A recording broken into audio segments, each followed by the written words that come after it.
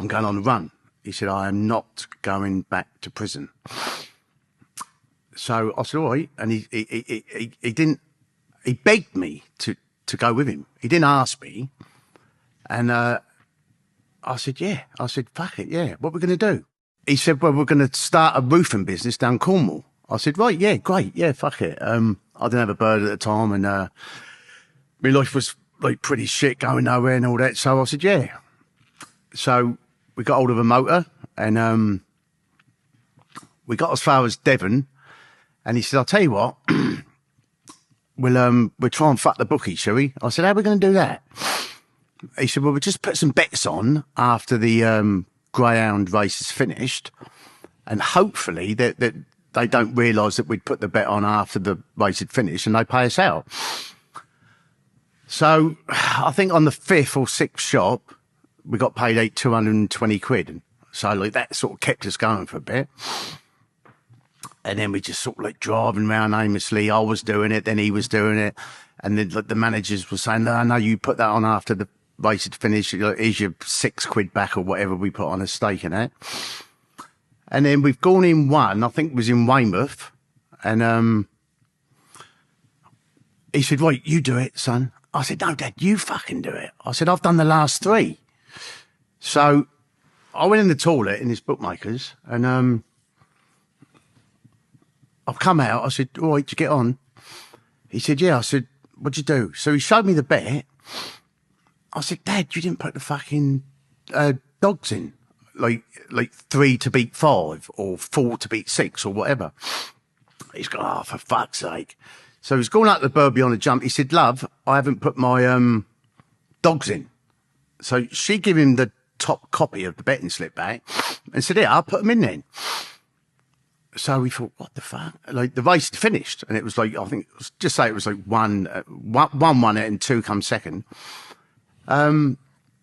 He's put 1 to beat 2, £6 forecast. Anyway, the manager come back and he's given a bet, and she said, oh, you're too late for this. You can't get paid. Here's your 6 quid back. So we come back to the shop, and he said, fuck me, did you just see what happened then, Jace? I said, yes.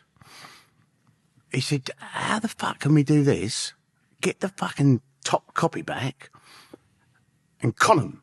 I said, I don't know. And we was in the car for like a couple of hours, thinking about it, thinking, how the fuck can we do it? And we come up with this idea that if we write a horse on the top copy and put £10 forecast, for example, but make it a double-barreled name, it looks like, just say, for example, Betty's Hot Pot is the horse, with a woman, and put a dash between Betty's and Hot Pot. So the woman would think that it's Betty to beat Hot Pot, £10 forecast. So we'd give her the bet before the race, so then they put it through the till, and in them days it was the old tills. There was a little time thing on it, a little stamp thing and all that. So she'd go to tear the betting slip in half to give us the pink bit or the yellow bit, which was our receipt. And just before she'd like tear it in half, we'd say, oh, darling, I've only put 1 horse in for me forecast. So she'd look at it and say, no, you've got Betty, Betty to win and Hot Pot to come second. And we say, no, Betty fucking Hot Pot is 1 horse. And so she'd go, oh, you silly nun. And she'd put the betting slip on the counter for us to put another horse in. But what we'd done, we'd wrote another betting slip out identical to the one what we just fucking give her. And then basically all we had to do was just get that one back and swap it for the other one what we wrote identical. So we used to say, oh, could you put the 1 o'clock at Newmarket on the screen for us, darling? So she'd turn her head and she'd look up. And as she looked up, we'd sleight of hand swap the betting slip. And then she'd say, yeah, look, it's your 1 o'clock at Newmarket. And then we'd just say, oh, do you know what, darling? Just change it to a win. So we're like, Betty's Hot Pot to win, £10 win. She said, all right, okay. And now we've got this fucking betting slip with a time on it, that date, and a betting slip number, which was like basically what we used to call it was a fucking golden ticket, really, because like you could just do whatever you want with that betting slip. You can just like, we bought this fucking pen as well from WH Smith. The pen was like £1.10, a Razor Max it was called.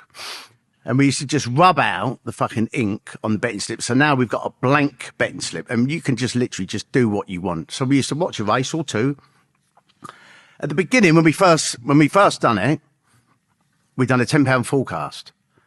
And now we've got to get the white top copy over to, and at the beginning, we didn't have a fucking clue what we was doing. So we used to just chuck the fucking top copy over, and sometimes it used to spin like a fucking helicopter, and sometimes it just like land on the floor. And they'd pick it up and they'd put it on with all the other white slips, and then it used to go to the back of the shop where the setter was, and then they'd mark it. And as I say, the first one we done, it was all nervous now. We thought, oh, well, what's going to happen? What's going to happen? And the settler at the back of the shop, she's put like pay out 220 quid, sent it to the cashier.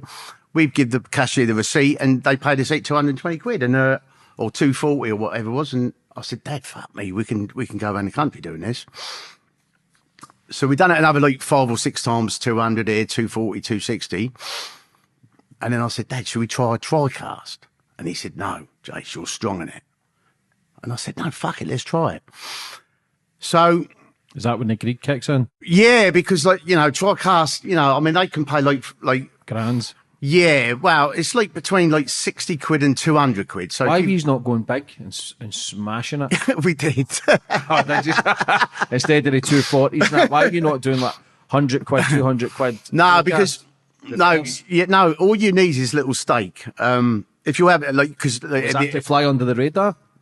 Well, I think like if you're going in there like, you know, 100 quid, 200 quid, they sort of like, whoa, what's going on here? And they read your bet, you know. Oh, Mary, this chap's having 200 quid here, you know, then they might start getting on the phone and all that.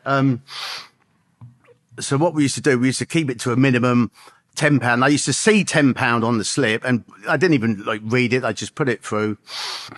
But as I say, then we started on TriCast, and like it was in a Ladbrokes. So I think I'm allowed to say that. And I said, Dad, should we do a TriCast? He said, no, fuck it. He said, that'd be strong in it. I thought, fuck it, I'm going to do it without even fucking telling him. So I've done a £10 TriCast. The result was like 326 or something, so I put 326 on the golden ticket. We've got the white slip over to the woman, and it's paid £90. Now, £90 times 10 is 900 quid. And the settler at the back, I've gone out to collect it, and the settler at the back said, oh my fucking God, like, how did you do that? I said, they're my lucky numbers, darling. Oh, I always do them. I always do them numbers. And they paid us out 900 quid. And I said, Dad, this is fucking murder. And that went on, fucking hell, for 25 years. Yeah. No. Yeah, 25 years, yeah. Yeah, 20, yeah. Well, you